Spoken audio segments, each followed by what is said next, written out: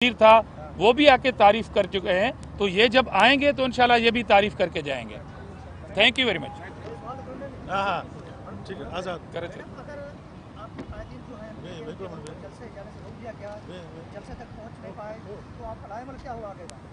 हर गली में जलसा होगा। हम तो यही चाहते हैं, हर शहर में जलसा होगा, हर चौराहे पे जलसा होगा। फिर आप देखिएगा कि क्या होगा। और फिर अगली खबर ये आएगी कि प्राइम मिनिस्टर हाउस खाली हो गया।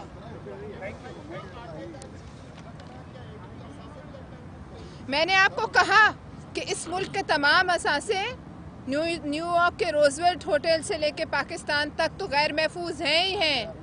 हम समझते हैं इमरान न्याजी साहब के ताने बाने जहां मिलते हैं, उस तनाज़र में वज़ीर आज़म आज़ाद कश्मीर की जो अभी एक स्टेटमेंट आई है, उस तनाज़र में जो हमारे एटमी असासे हैं, जोहरी असासे, वो इमरान न्याजी साहब के हाथ में इंतहाई गैर महफूज।